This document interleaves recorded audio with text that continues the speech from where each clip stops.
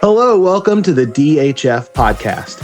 I'm your host, Sam. I'm a DHF board member as well as a church planner. And I have with me... Hey everybody, Chris Henderson. I'm the lead pastor of Windsor Christian Church here in Central Illinois. Chris, it's always great to have you on. We've done a lot of these together and it's awesome. Tonight we've got a guest, Elliot Rinehart from the Faith Forum, which we'll put a link in the show notes. I actually was on an episode of the Faith Forum a bit back. And Elliot, why don't you tell us a little bit about yourself and the Faith Forum?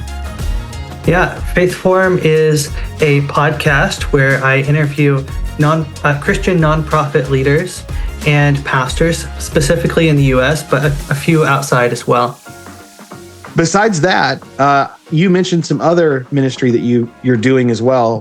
What else are you doing ministry-wise? Yeah, so right now I'm serving as a full-time missionary through YWAM, which is Youth with a Mission. And they have bases all around the world, like 1,000 bases. So it's a pretty big organization. There's, I think, over 100 in the U.S. This one that I'm at the moment is in Chico, California. And our ministry specifically for this next year is to go to different bases and provide rest and renewal to the staff at those bases. So we're mostly independent missionaries, but we're working with YWAM. So we're getting ready to leave here on Monday to head over to Colorado for the next few months, and then on to Montana, Idaho, and then back to California for the end of the year. You're jumping around a lot. I mean, you're going to some beautiful places. When you say provide like rest, could you do you just give them some relief and let them have some off time or? Yeah, it really depends on what the base needs. So I've been at this base here. They've been putting me in the working in the office most of the week, and then a little bit in the maintenance side as well. In the last few years, YWAM specifically has had some crazy changes with COVID. This base that I'm at had, before COVID, 125 staff, and now it's down to 25. So that's one person leaving every 6 weeks since 2020. So you can imagine the amount of need that there is there with scaling back and just trying to sustain and maintain the ministries and resources that are available. So what I've been doing is providing rest by a few people that work on base have been able to take vacations and go to some of the schools that the base provides to continue learning how to be better missionaries. So just this past week, one of the people on the base who maintains the hydro plant the base has.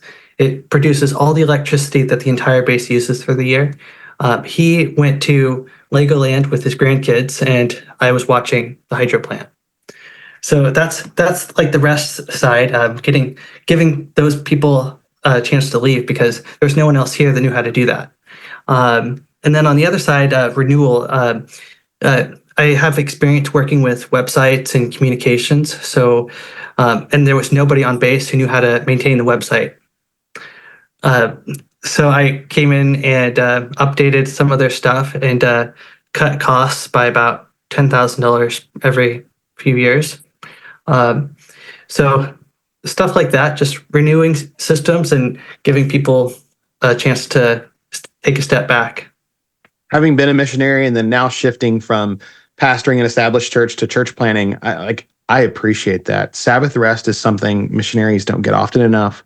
Time with families, being able to just drive away and know that things are taken care of while you're gone is so nice. I know recently I was so thankful to have a hand in kind of picking my replacement where I'm leaving and just knowing all right, those people are taken care of. I don't have to worry. So I really, on behalf of those missionaries you're relieving, thank you for that. That's a great ministry. I think that's much needed. I think that's incredible. Have you seen you talked about the dwindling numbers since COVID. I know that you also do the podcast where you talk to a ton of pastors. Have you seen kind of crossover in that regard between what you're seeing at YWAM and even with established churches where people are just leaving the ministry more post-COVID? I think it's like might be a little bit of a confirmation bias, but with the pastors I'm talking to, they're all still in ministry, so they're the ones that didn't leave. So I'm not getting to see the people that have left necessarily. So I don't have as much context for that one. But it is different because it's weird because like YWAM bases, they're a lot of them are larger size. Like this one's 500 acres and has like 100 buildings. So it's like compared to say a church or a ministry usually has like a building or works out of someone's home, and then a church has a building or works out of someone's home, and then but a YWAM base is usually like set like away from town, and people come to it to learn how to do ministry. So it's kind of like churches oftentimes take like a business approach, and then like YWAM takes more of a like a monastery sort of approach, like a Protestant monastery. Now, you mentioned some of those folks leaving since COVID. Is there a trend or any reasons like why they're leaving that kind of sticks out?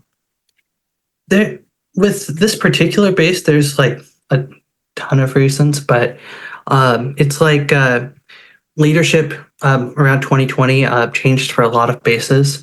So whenever a new leader comes to a base, a lot of people on staff go with that leader or think that that's the time to step out of ministry. So that's a major part of it. And I think the same is true of churches. People stop volunteering when the senior pastor leaves sometimes. And then other reason would be just the pandemic. Ministry slowing down. People don't see a reason to stick around if they're not able to continue doing what they're there to do.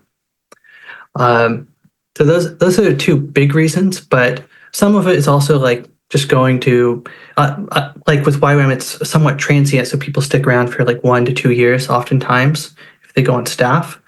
So you see, so there's a lot of turnover in that way, but it's not necessarily out of ministry. It's can go on to another base.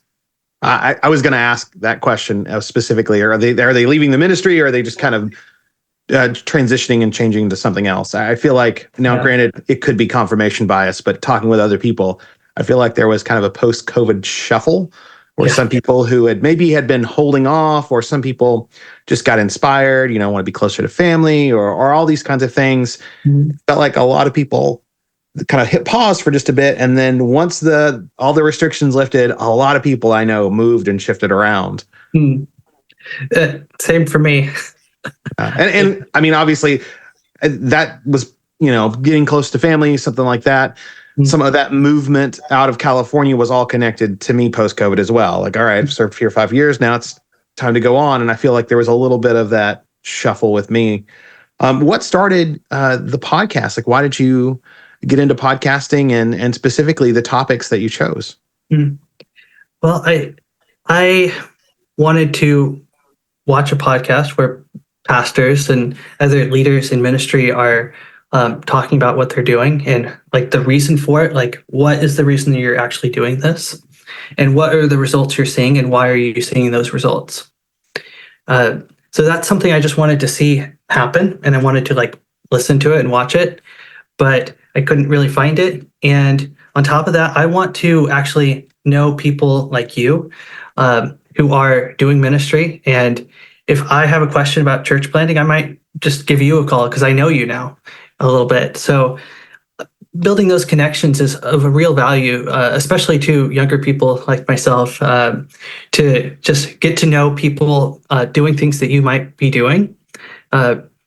So that's why.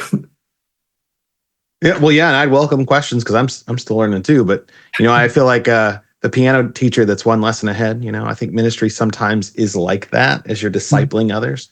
But I love that. This podcasting has been a great source of connections for me as well. Some common stories that you've kind of heard from pastors. What are some takeaways or I guess, common takeaways that you've kind of encountered by doing this podcast? So it's maybe unfair to put people in categories, but I've noticed that there's tends to be like three different types of pastors, and their churches kind of fall into that same sort of thing. There's so that I have like three like things that I've noticed about pastors, and they're all important, but they also can be taken too far. So the first type is like when you're over focused on the gospel, which is crazy to say, but you can be so focused on the gospel that you're not doing anything and you're not caring for people. And you can like kind of see that in James 1:27, which so like pure and undefiled religion is caring for widows and orphans, right? That's not much to do with the gospel, but that is a important aspect, is to not just know the word, but do the word. And then there's also pastors who are more focused on, say, attendance or the inner life of the church. So they aren't necessarily caring about changing people's lives because they're so invested in the building and they're not going out and making a difference in the world. And then the third type would be pastors who are more focused on outside the church. That tends to be in like social justice or trying to be the right person, rather than remembering that your foundation is in the scripture. And yeah. Wow, that was like those are three different kind of directions. You mentioned some of them could go too far. So are you thinking of these as like the kind of three areas where they're going too far? Are there some good aspects that you see in these three as well? Yeah, they're all positives, but without the other two, they're negatives. Pastors who like know the Bible inside and out, that's great, but sometimes that means that they're letting the life of the church go, and they're letting the work in ministry outside the church go as well. Like I've met pastors who are spending 40 hours a week writing their sermons. And I would say that that's not necessarily unreasonable, but where's the time for actually going out and meeting with people and like saving souls, you know? I have had to learn, and this has been hard for me. I have an academic bent. I've had to learn the right amount of time to set aside from sermon writing, which depending on where I'm at is usually at least 8 hours, but it could often be 12, 13, 14.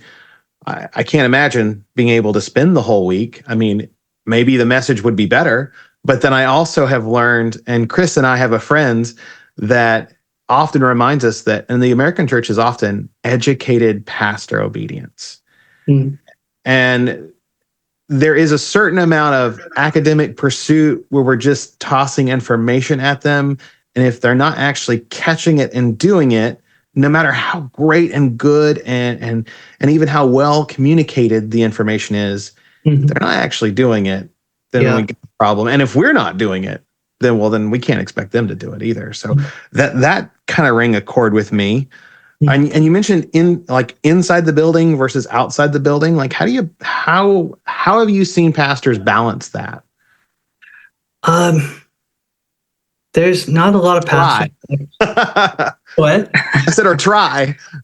Yeah, there's not a lot of pastors that I've seen that are like really good at it, because you want to do the thing you're good at, and that kind of means you might let the other two go or hire 2 other people to do the other 2. Which I'm like, if you have 3 pastors and they're all doing one of those 3 things, you're probably okay, right? But might be better if you had 3 pastors each doing a little bit of each. The one church that I think is like a perfect example of like doing this well is called First Street Church in Clovis, California, right near you. Okay. That's one of my sending churches, actually. They have 3 senior pastors. So basically, each pastor, only two of them preach normally, and they switch off every other week. So you have more time to write a sermon.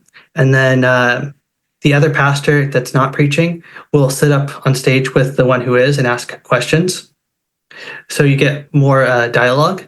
And then when it comes to, say, those other two aspects of the different aspects of, so the gospel, if you have more time to focus on studying the Bible, you can write better sermons if you're saying 2 weeks instead of 1 week. Then the other thing is taking care of the internal church. Since you have 3 senior pastors, you can really take time to meet with anyone in the church.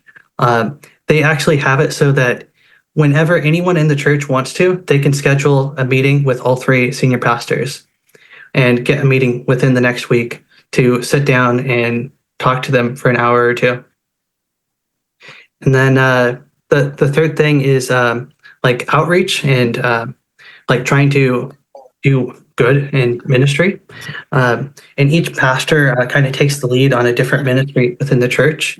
And that particular church is really focused on men's ministry. So they kind of take, each one takes like a lead in a certain type of men's ministry that the church does.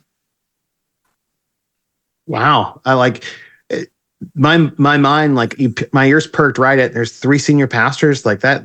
That's not a structure I'm used to, but then I'm aware of, plurality of elders, and maybe the terms would be different and weird to me, but at the same time, working together, it sounds like they can cover a lot. And yeah, you're right. They're fairly close to where I'm at still for the next couple of months. So I might have to take a road trip before too long and see what that's like.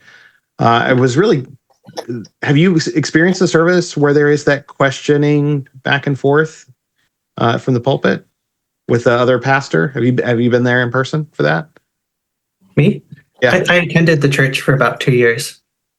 Yeah, that sounds really neat to me. A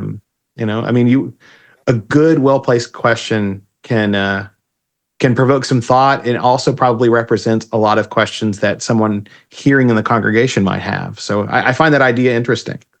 And it's kind of they put the sermons on Facebook so that while the sermon is happening, the people in the audience can put in their questions or answers to questions online, and then the other pastor who's sitting up there can like follow along with what people are saying and read out interesting questions or answers to questions. Wow. So that's something I think of it as like a small group thing. That's kind of neat. Is there anything maybe negative that you kind of seen, that not naming anybody, not anything like that, or maybe not even one person, but any kind of negative trend that gives you concern outside of over focusing on like just one area not being balanced? During 2020, I moved from Oregon to Washington to become a youth pastor at a United Methodist church, which the only reason why I was okay going to that particular church was because the senior pastor was more on the conservative side compared to some of the United Methodists that are out there. But then after I was there for about a month, he ended up getting fired. And then we ended up leaving about 6 months later, and then moved back down to California. And part of the reason I left was because of some of the crazy stuff going on within the United Methodists at the time, and is still going on. In one of my episodes, I got to talk to a United Methodist lawyer who is in New York City working for a United Methodist law firm that focuses on immigration. And I knew going into it some of the questions that would end up coming up, but I was rather like shook to my core with how he responded to them. So like, as you probably know, the United Methodists are, a lot of them are open to things like gay marriage and even gay pastors, and issues like that. He told a story about a friend of his who was a pastor in Connecticut early on in his career. And that guy lived in a parsonage connected like right next door to the church and lived with his boyfriend. And so many problems with that. But then I was gonna say that's not even if they believed in, and I certainly don't. I don't see it in Scripture. I don't see it innate. I mean, organically, we were designed male, female, and one man, one woman, one lifetime. All, but if they're just live-in boyfriends, like I would have a problem with that if it was a heterosexual couple with no actual covenant going on. And it's a parsonage next to the church. I can't imagine. So this is a pastor with his boyfriend then? Yeah. And the pastor that I was talking to, he was talking about that scenario that with a friend of his, and his response, what he thought about that friend, was like just as crazy to me. He said that, hey, that's not fair. Not that it's wrong or anything else, that it's not fair. Why can you do that and I can't? So did he want to live with a boyfriend or live with a girlfriend, or what was that? Well, he's straight and married now, but like the idea that it's not that it's a problem, it's that you can do it and I can't. That was what he was focused on. And it's the Methodist approach to theology is like somewhat amazing, but also terribly used by the United Methodists. They have the Wesleyan quadrilateral. You know what that is? I don't.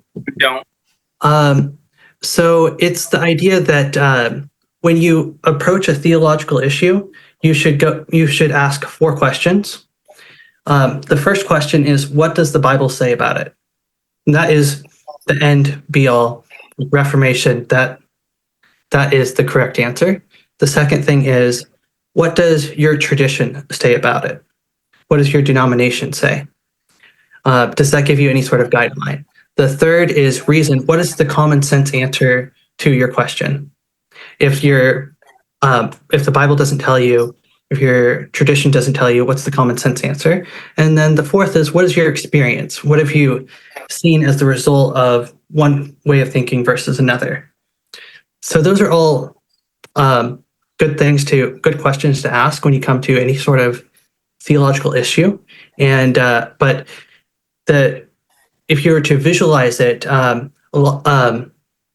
there's 2 different ways that it's visualized if you were to look it up. The first way, which is the correct way, is you have a triangle with 3 circles representing the 3 ideas, with a larger circle around the outside for Scripture, which is to say nothing gets past Scripture. If Scripture says something, then that's correct. And that is the correct view of the Wesleyan quadrilateral. Okay. Then the other way to look at it is you have 4 circles representing a square, and they're all on the same level. Yeah, that was my worry as it was described. Like, well, those are 4 good questions, but are they looking at them equally? Because experience can be just wildly relative. Right. And then, unfortunately, people do use faulty reasoning as well. As much as I am a reasonable faith kind of guy, William Lane Craig, love apologetics, that kind of thing. We have to train our minds, and if they're leaning on experience, they could be leaning on a falsehood. Right. So that's why it really needs to be wrapped around that idea of Scripture. That Scripture is the first thing, and those other 3 things are tools that you use to understand Scripture. But then the flaw that the United Methodists get in is they put them all on the same level, and then Scripture ends up being the thing you have to work around. So even this person who has who went to Yale Divinity School and is like the director of a law firm in New York, he even said to me that Paul is a problem in the New Testament. I unfortunately have encountered this as I shared with you in my own interview. Chris and I both serve in churches that at one point were in a denomination that has gone way left, Disciples of Christ. DHF is a ministry, a voluntary network, and it's made of the conservative churches, many of whom were in that group once upon a time. And, our view is, hey, they left, and we're actually having churches come to us. And we're telling them, come home to the restoration movement. Like we're restoring unity, we're restoring church to its purpose. And some of the things that are out there are wild. But I have, in the church that I just served, there's a lady saying, we don't have to listen to that Paul. Like he just didn't, we just ignore that part. Yeah. And it was just heartbreaking to know how long she had served in that church, like what the level was. And like, just, it was one of those moments where I didn't know what to say. Like what, younger pastor, like I've never actually heard someone just say that inside of a church with the role of service that you have. And you just kind of floored me. Where I'm at, there's a lot of United Methodists, and I was kind of shocked when everything kind of happened over the last year or so. We did a podcast, it's been a few weeks now, where he talked about how sometimes political ideology and Orthodox Christian faith don't always align. David Walcott. Mine was kind of mine was kind of reversed. So around here, it's more conservative politically, but these United Methodist churches have stayed. And what I've noticed, and you kind of shared it in your story, right? When you start saying Paul's an issue or Scripture is the issue, they're almost elevating experience over everything else. Right. Like I know there's a local church, and I'm not going to name drop which one, but they have a homosexual couple that's attending, and so that's why they decided to stay, as they're using their experience to shape what happens. I think even more than denominational, it's almost like Scripture has become that big experience has become that big triangle replacing Scripture for so many of them. And I don't know if that's kind of what you saw, but I didn't mean to cut in there, but and I almost said it a minute ago, but I definitely want to say it now. That experience is often the experience of their feelings, not the outcome. Like they're using the word experience, but I feel like it's really like a Trojan horse, and it's emotion that's really behind that experience. Am I wrong, or is that what you guys see too? Yeah, I think that's a big part of it. It's like the stories that you tell yourself end up becoming more important than the stories that God tells. Yeah, unfortunately, that is the trend, it seems. And I have always had an appreciation for the Wesleys, and although I not in the Methodist world, one of my first ministry, it was a youth outreach program, ultimately did come from a local Methodist church.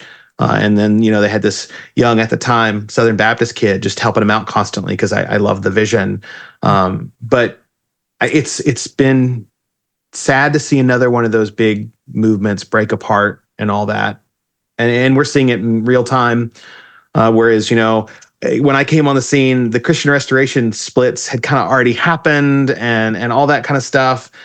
We're watching it happen now. And it's just unfortunate. Aren't we supposed to be known by our unity, but that unity is around truth? And I'm just thinking of Paul dealing with the Corinthians and like, oh yeah, you guys are so gracious. You're letting someone sin rampantly. What are you doing? Like haven't we learned these lessons? They're right there in Scripture, and yet no, we're repeating the same errors. Sorry, Chris, you were kind of talking. Do you want to add anything? No, I think you covered it.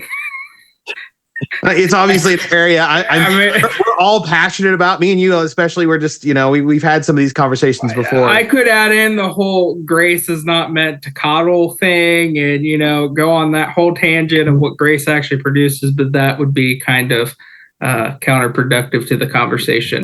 Have you noticed any trends in ministry as far as how changes in society are impacting ministers right now, like economy and all that kind of stuff? Not really. Just it's how changes in economy are affecting pastors. I haven't noticed too much.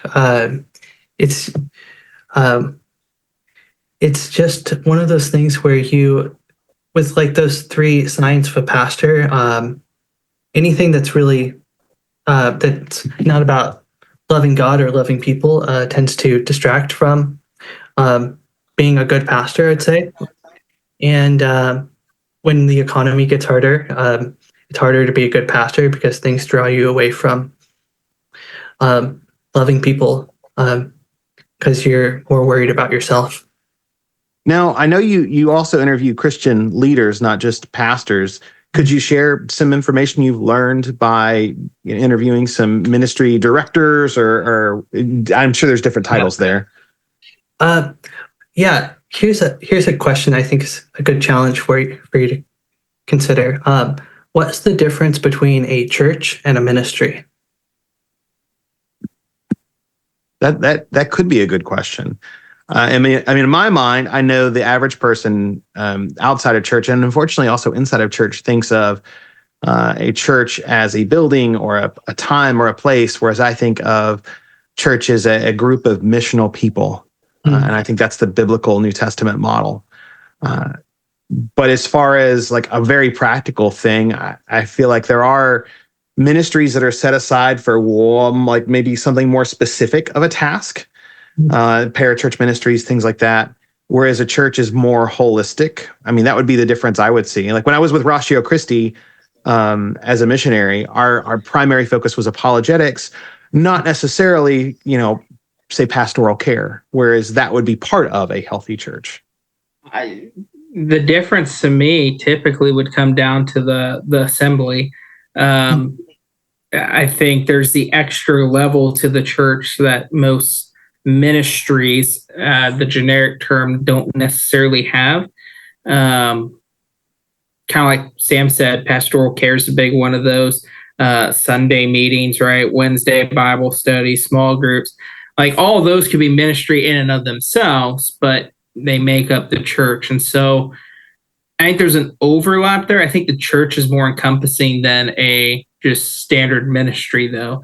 That would be my answer. I could be wrong. And if I am, by all means, you can correct me. I won't take any any pain in that. So what's your definition of it? How would you describe the difference, I guess, church to ministry? So I know I don't know the answer to the question, but I have noticed that there is a difference with the people doing ministry versus pastoring. You can have a pastor who's doing ministry, and you can have someone doing ministry serve the role of pastor.